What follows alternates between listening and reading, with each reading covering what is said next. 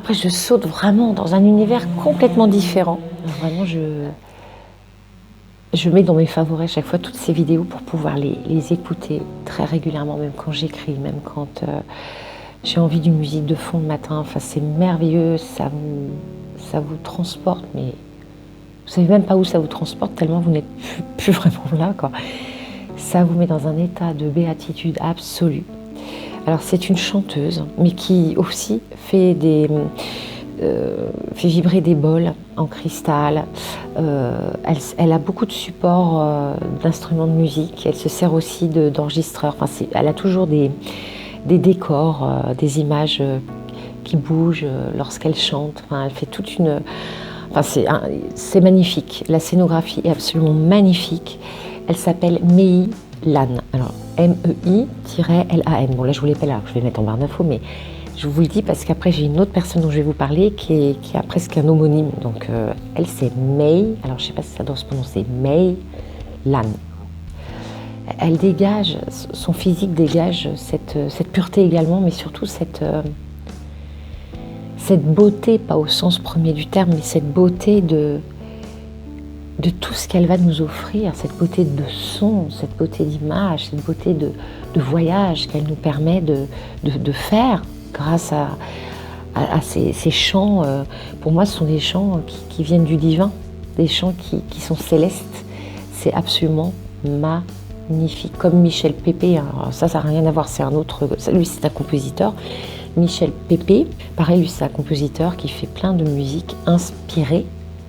Il compose, il est inspiré et donc il y a plein de thèmes sur les anges, voilà, des musiques angéliques, des musiques sur la nature, des musiques sur les fées, des musiques, enfin c'est génial, c'est un autre univers mais c'est génial aussi. Donc Mei Lan et Michel Pépé, du coup je ne l'avais pas mis dans la liste mais je viens de le rajouter pour le nez. Alors justement, j'en viens à presque l'homonyme. Alors moi, je vais vous parler de Mei Lan. Voilà, Mei Lan Lipoche. Alors elle a son nom de famille comme Lipoche. Mei Lan Lipoche, qui est une asiatique aussi, que j'adore et qui, elle, a créé la chaîne Les Guerriers du Pacifique. Donc ça doit vous parler. Elle est géniale, cette fille. Elle est très pleine de vie. C'est un rayon de soleil. Et elle aborde des thèmes que j'adore, que moi aussi j'aborde sur ma chaîne. Mais voilà, on peut aborder les mêmes thèmes, il faut que la personne vous parle, la personne vous donne envie, la personne vous inspire. Elle fait partie des personnes que j'adore et qui m'inspirent. Voilà, donc Mei Lan Lipoche, les guerriers du Pacifique. On continue avec les artistes, puisque elle, alors Mei Lan Lipoche, c'est surtout quelqu'un qui fait beaucoup de conférences sur le développement personnel, tout ça, mais si vous voulez, pour moi, elle a quelque chose qui émane d'elle, qui est artistique. Je ne sais pas pourquoi, mais voilà. Ouais, pour moi, c'est une artiste. Alors, une artiste que j'adore, pareil, qui n'est pas très connue. Parce qu'attention, je parle de gens connus, de gens moins connus. Je ne veux pas faire de la pub à déjà les gens. Il y a un peu de tout, hein. Alors, je l'adore, c'est une illustratrice, dessinatrice. Elle a créé l'oracle d'Amam l'année dernière, mais je la connais depuis bien avant, depuis plusieurs années. Elle s'appelle Stéphanie Gras.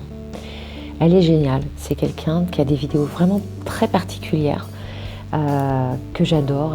Elle nous emmène avec elle dans la nature, dans ses balades, dans ses réflexions, dans des monuments qu'elle visite. Enfin, je l'adore.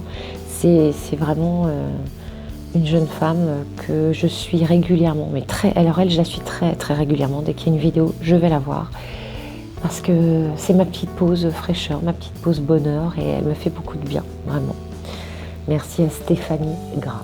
Dans la même lignée, alors des filles un petit peu plus connues sur le web, mais je les aime beaucoup et si je leur fais de la pub, j'en suis heureuse parce que je pense qu'elles s'en fichent un peu d'avoir 10 000, 20 000, 30 000 abonnés. Elles sont vraiment sincères et cash, vraiment cash. Elles parlent de façon très cash.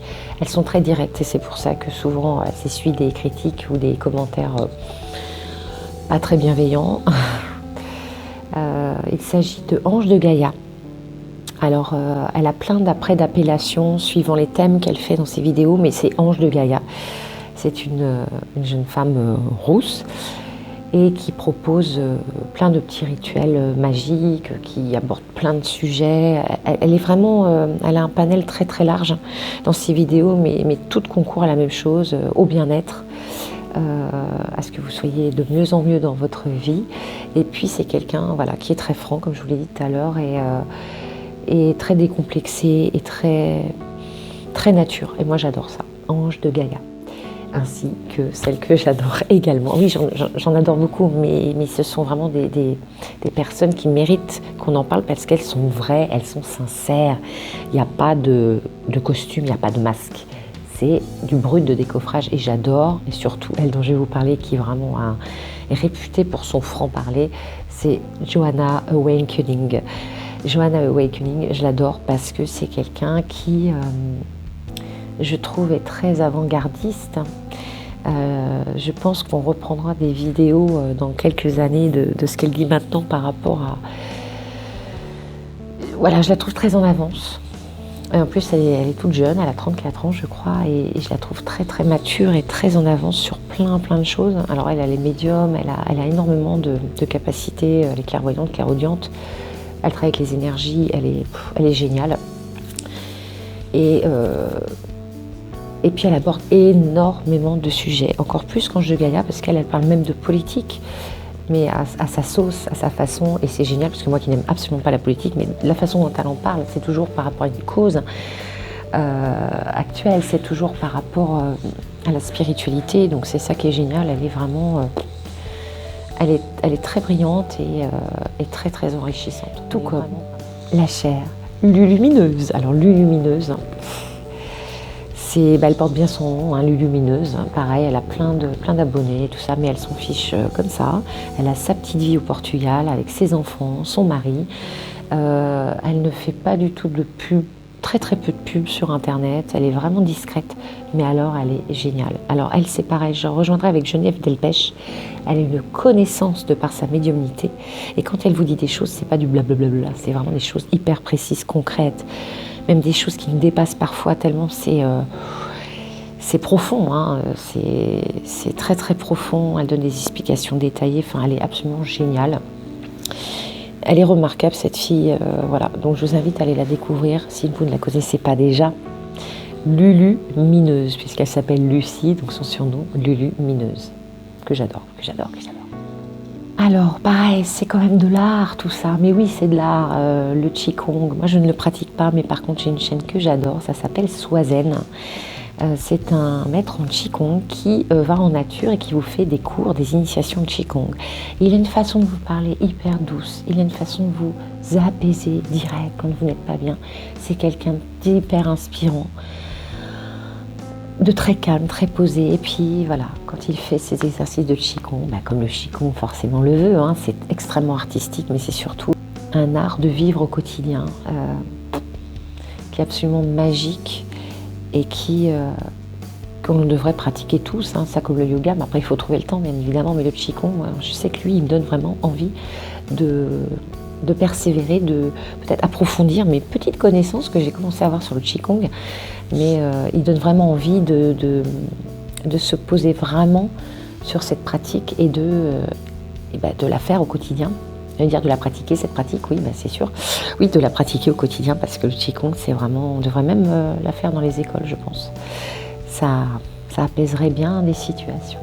Donc, Swazen. Alors, je ne sais plus son prénom, pardon. Dans tous les cas, il fait des vidéos géniales, puis toujours en nature, donc ça, c'est top. Alors maintenant, je vais vous parler de 3 personnes qui font partie, on va dire, des scientifiques, des matheux, des œufs. Non, il s'agit de docteurs, de personnes qui ont fait des années de médecine. Le premier qui est chirurgien anesthésiste, qui est Jean-Jacques Charbonnier, qui a écrit aussi plusieurs ouvrages dont je vous parlerai. J'adore parler des scientifiques, des médecins qui sont dans la spiritualité, parce qu'il y en a de plus en plus qui se confrontent aux pontes de leur profession, qui disent que ce sont des fous, mais comme Galilée à une époque, hein, qui disait que la planète Terre était ronde, hein, et vous voyez maintenant. Donc je trouve ça génial, parce qu'ils ont énormément de courage et de cran, et notamment le docteur Charbonnier, donc Jean-Jacques Charbonnier, a créé le principe de la TCI, la transcommunication instrumentale. J'ai participé à l'une d'entre elles à Nîmes il y a 2 ans maintenant. ce sera le sujet d'une autre vidéo, mais en tous les cas, cet homme est formidablement inspirant, innovant. Il essaye d'ouvrir un peu les esprits bien fermés de sa profession. En tous les cas, bravo à Monsieur Jean-Jacques Charbonnier, parce que c'est un des précurseurs qui enfin ose dire qu'il y a quelque chose après la mort. Et d'ailleurs, il l'a vécu, il l'a expérimenté lui-même pour pouvoir encore mieux en parler. Toujours dans les docteurs, dans les psychanalystes, etc., il y a Madame Elisabeth Kubler-Ross, qui est une psychiatre, qui s'est concentrée surtout sur tous ces patients mourants et qui a toujours été convaincue qu'il y avait une vie après la mort. Et donc elle a écrit beaucoup d'ouvrages dans ce sens pour témoigner, pour montrer l'existence d'une vie après la mort, du moins d'une continuité de la vie au-delà de ce passage où le corps s'éteint, où le cœur s'arrête de battre, où le cerveau s'éteint, mais que voilà, il y a toujours l'âme, il y a cette âme qui survit à notre corps, tout simplement. Et elle a recueilli énormément, bon nombre de témoignages. Donc c'est une femme exceptionnelle qui a écrit des ouvrages absolument remarquables. Je vous en parlerai également dans la prochaine vidéo. Elisabeth Kubler-Ross. Et puis le dernier, Raymond Moody, qui lui également est un médecin, mais un philosophe. Et lui, pareil, il a écrit bon nombre d'ouvrages. Et il essaie depuis bon nombre d'années de transmettre ce message qu'il y a réellement, véritablement, une survivance de l'âme après la mort. Raymond Moody.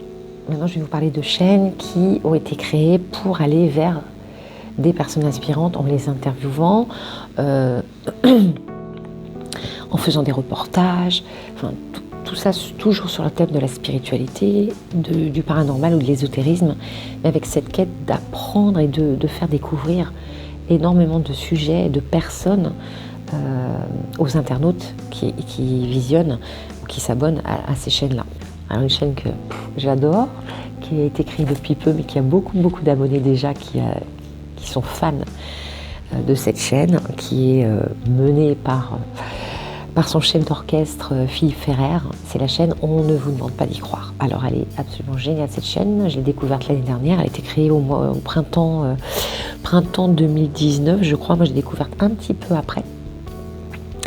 Mais depuis, je suis fan parce qu'il reçoit des personnes de tout horizon différent, des médiums, des personnes qui vont parler de bibliothèque akashique, des personnes qui vont faire du tatouage inspiré. Peu importe, il invite dans son émission des personnes qui ont tous ce lien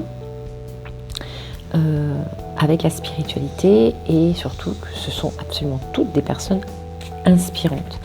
Et alors moi, pour la petite anecdote croustillante que depuis le mois de juin, eh bien Philippe Ferrer m'a proposé de faire une petite chronique. Alors toute petite, ça s'appelle R.V.A, donc RVA et les rendez-vous de l'au-delà. Et je fais une petite chronique d'1 minute 30 où je relate des faits paranormaux qui me sont arrivés depuis que je suis jeune jusqu'à maintenant. Donc des petites anecdotes de signes de l'au-delà. Voilà. En tous les cas, au-delà de ma rubrique, mais je suis très fière et très honorée d'être dans son émission. Alors je n'y suis pas à chaque direct, puisque lui il fait beaucoup de directs qu'on peut voir en replay, mais je ne participe pas à chaque émission parce que je préfère, je ne veux surtout pas être trop intrusive. Donc je viens à peu près toutes les 2-3 émissions intervenir en milieu d'émission avec ma petite chronique, et ça me procure un bonheur mais immense, incommensurable, et je suis très honorée de faire partie de la chaîne de Philippe. Merci Philippe Ferrer. Une autre chaîne, alors là, que je suis depuis beaucoup plus longtemps, puisqu'elle a été créée il y a plusieurs années maintenant, c'est la chaîne Tistria. Elle est fabuleuse, cette chaîne. Je crois que c'est une des plus belles chaînes de documentaires, de reportages, de personnes inspirantes, et je peux vous dire que vous n'êtes jamais déçus. Tout comme la chaîne de On ne vous demande pas d'y croire. C'est absolument remarquable la qualité de choix des personnes interviewées. Je trouve ça, c'est c'est un voyage à chaque fois. Vous faites un voyage. Dans ces 2 chaînes que je viens de citer précédemment, vous faites un voyage à chaque fois que vous visionnez leurs vidéos. C'est époustouflant de... Alors, Tisseria déjà de beauté visuelle parce que c'est toujours dans des univers absolument magnifiques. Et puis les personnes vous transcendent, quoi. Oh, vous êtes requinqué après des vidéos comme ça, mais vous avez des ailes qui vous poussent direct dans le dos. Mais complètement. Et dans un autre domaine, une petite chaîne, alors j'aime bien parler des petites chaînes, j'adore, c'est Igor. Alors je ne sais pas si je le prononce bien, Oshmiansky. Alors il fait des vidéos quelquefois très très courtes, d'1 minute, 2 minutes, 3 minutes, 8 minutes. Mais il va au-devant des gens, comme ça il demande par exemple la question « Qu'est-ce qui vous anime actuellement ?» Là, qu'est-ce qui vous anime là en ce moment, là maintenant? Et la personne pendant 3 minutes, voire plus, elle va parler de ce qui l'anime. Et indirectement, elle va vous contaminer, elle va être contagieuse et vous allez vous sentir bien après. Donc c'est une petite chaîne, je ne sais pas, il a quelques petites centaines d'abonnés, je crois. Mais c'est génial. Et moi, j'adore cette petite, je l'ai découverte vraiment par inadvertance et je la trouve superbe. Voilà, eh bien, écoutez, je crois que j'ai fait le tour. J'espère qu'il n'y en a pas d'autres derrière, hein, non. Ah si, une petite dernière, oh, pardon. Ouais. C'est l'école des animaux. Alors c'est une petite jeune femme qui est toute mimi, j'adore, qui connaît parfaitement son sujet. C'est une communicatrice animalière. Donc j'ai oublié de la mettre avec Leila Delmonte et puis Anna Brettenbach.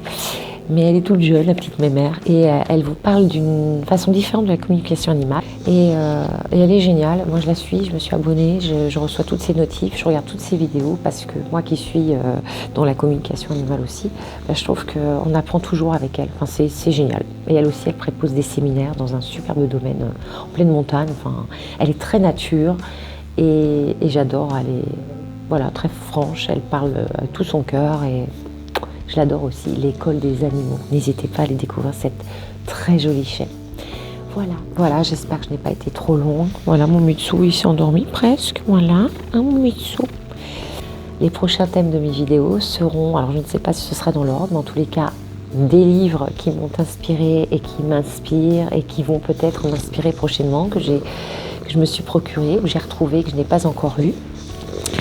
Attention, mon petit cœur. Et puis les signes qu'on est vraiment en train de s'éveiller à la spiritualité.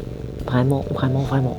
Des signes concrets. Donc n'hésitez pas à vous abonner, à activer la petite clochonnette, bling bling, pour recevoir les prochaines notifications et surtout recevoir les thèmes des prochaines vidéos. Je vous fais plein de bisous.